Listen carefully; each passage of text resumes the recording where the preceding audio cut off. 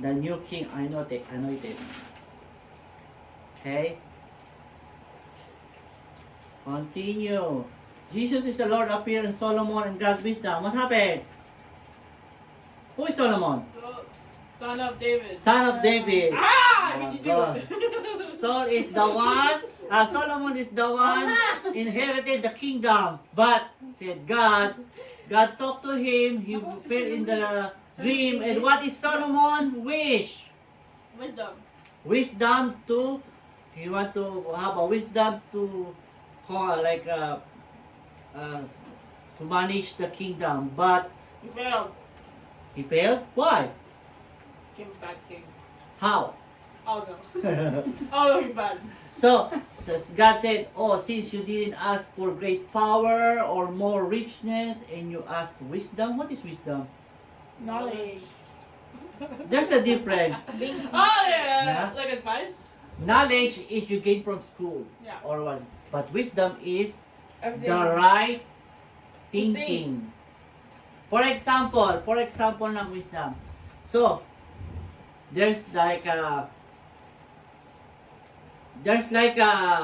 beggar who steal food because he's hungry. Is it wrong? Yes. Oh, Yes. yeah. But if you are a policeman, you're gonna arrest the guy or let it go. Wait, what did you do? The beggar steal food because he's hungry, and that's wrong. The policeman should arrest him, right? That's Yeah. knowledge. Why? But the right thinking is He's hungry. Like, That's he's it. hungry. That's Hungry. right, because so that's what called wisdom. Wisdom is the right thinking. Knowledge is you apply what you learn. Okay? Do you have that written down? Because I could use that as an example. There. Can I quickly write that down on notes? Okay. Can I? You listen to the video. Can I? Okay, It's on write the down. video. It's on the video. Okay. Next, the Lord spoke to Ezra to renew the scripture. What happened? Forgot? Oh no, this one. So Ezra is like the book on Ezra. When the kingdom was captured by Babylon, they found the written law from Moses and they renew. Hey, that's why God is punishing us. That's why we went to Babylon, because we forgot God. Now we have to go back. We have to worship God. We have to study the Bible. Okay? I thought this was with David. Or not David. Daniel. Yeah, that's after Daniel. Babylon is after Daniel. What? Yeah, What? Daniel. After? Daniel is 70 years captured by Babylon, and then that after people was free, and then Ezra say, hey, that's Oh. why we're punishing, because we're forgetting about the Lord. So they renew, they worship, they renew the routine, the like how to sacrifice and everything. Okay. Next, Jesus declared as the Son of the God. Son of the God, read the Psalms. This is in the Psalms. The Psalms is what is this? A saying or a quotation made by David and Solomon mostly. Okay? Wow. Jesus is the good shepherd of the Song of Solomon. So, same in the poem of Solomon, he was the one talking about it. Then, Song of Solomon is about the bride, because mostly it's a love poem. Like a guy want to have this beautiful lady and want to marry. And that is the bride. Jesus is the one marrying the church, and the church is the people, is us.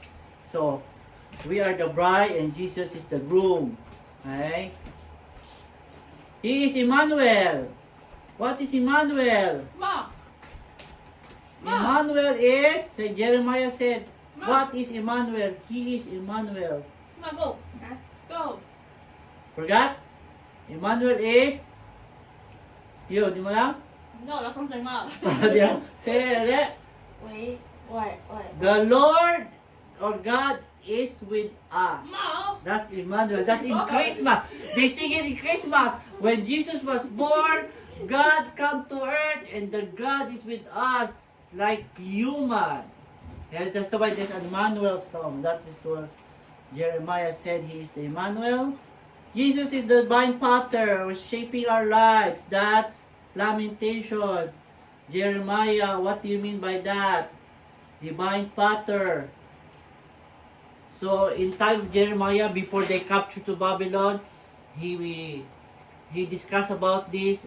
He is in the potter, where the potter is molding the what? What is Sculpture? a pot made of? Clay? Clay, and he molded it into a beautiful pot or creation. So God, Jesus, mold us. We are sinners. We are from sand. We are from clay, and God mold us as a human. Okay. Next. Oh, ito na. That? That's it. Mamaya ha. Let's continue this. Yes, we go. I will. Jesus is the man of sorrow in Ezekiel. What happened? Sad. Sorrow. Why? Depression. Why? I don't know. I just heard us say sad. Sorrow. Lamenting. Okay, so sige. That's accepted. Yeah. Jesus is the glory of God in Daniel. Wait, what is Daniel? Yeah. It's not Ezekiel? Hey, No, this is Daniel. Wait, what? we're looking at the right side, not the left. Although we will watch in Ezekiel, he saw the heaven and earth, and there's the angel, the Okay. cherubim flying, and they were wanting somebody to spread the good words on earth or in the people. And Ezekiel is sad, saying, I am not worthy because I talk bad too. But the angel touched his tongue, and then that's it. Okay? That's what happened. In Daniel, what happened?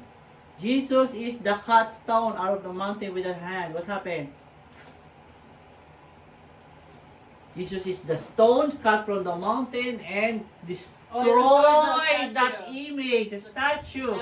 The gold is the Babylon, and then there's four kingdom, and then Alexander the Great conquered the Greece and all, and then Alexander died, and there's four general divided the Wait, what is happened. And then Is this statue like the gold hair? yeah.